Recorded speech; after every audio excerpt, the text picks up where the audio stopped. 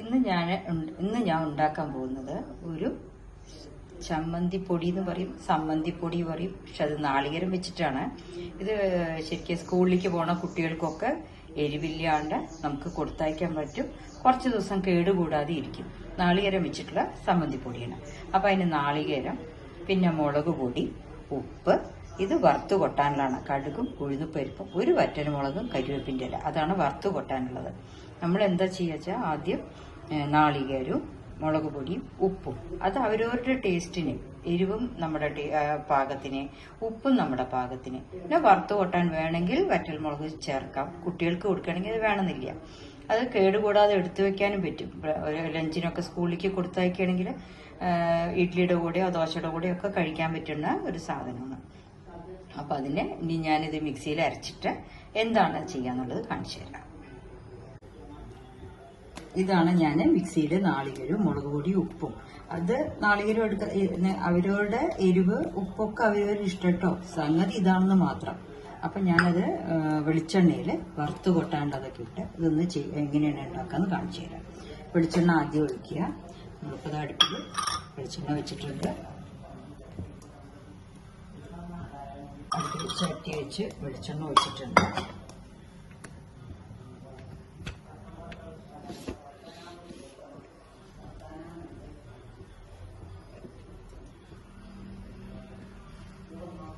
അതിലേക്ക് എണ്ണ കായട്ടെ. കുറച്ച് പാകത്തിന് എണ്ണ ഒഴിച്ചോളൂ.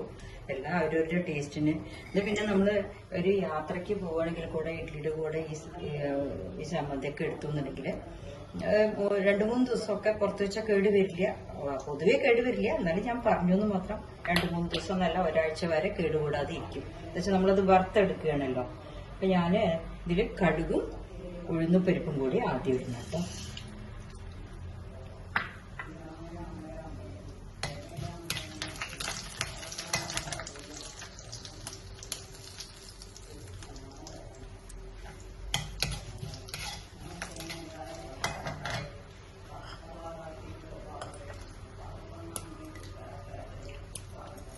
നമുക്ക് വലിയവർക്കും ഇത് ഉപയോഗിക്കാം, കുട്ടികൾക്കെന്ന് മാത്രമല്ല.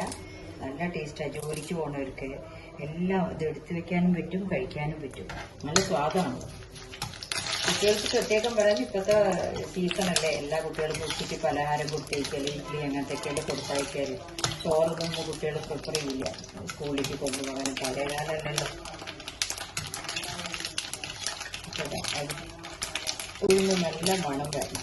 ലൈറ്റ് ബ്രൗൺ കളർ വന്ന ശേഷം കരിവേപ്പിൻ്റെ ഇലയും വറ്റൽമുളകും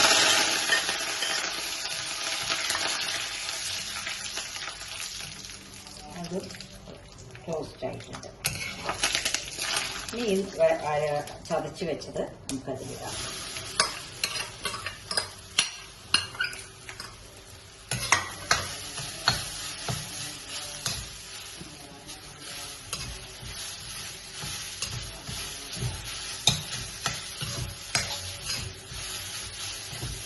ഈ നാളികേരത്തിലെ വെള്ളമൊക്കെ പോയി കുറച്ചൊന്ന് നന്നായി ഡ്രൈ ആയിട്ട് നല്ലൊരു മണം വരും. അല്ലാതെ വറുക്കരുത് കേട്ടോ. ഒന്ന് ഇതാക്കിയാൽ നാളികേരത്തിന്റെ വെള്ളം ഒന്ന് വറ്റിപ്പോയാൽ സ്വാദുണ്ടാവും. അത് നമ്മുടെ പാകം നോക്കിക്കോളും. നമ്മൾ ഓരോരുത്തരുടെ ഇഷ്ടം എങ്ങനെയാണെന്ന് അറിയില്ല. ഒരുപാട് ഡ്രൈ ആക്കണമെങ്കിൽ അങ്ങനെ എടുത്തു വെക്കാം. അത് ചില്ല് ബോട്ടിലിൽ സൂക്ഷിച്ച് വെച്ചാൽ മതി. ഒട്ടും കേടുവരില്ല.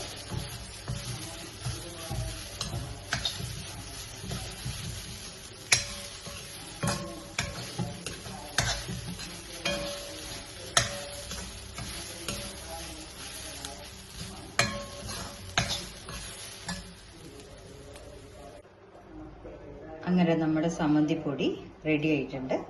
എല്ലാവരും ഉണ്ടാക്കി നോക്കൂ. എരിവും ഉപ്പും ഒക്കെ അവരവരളവ് അത് പ്രത്യേകം പറയണം.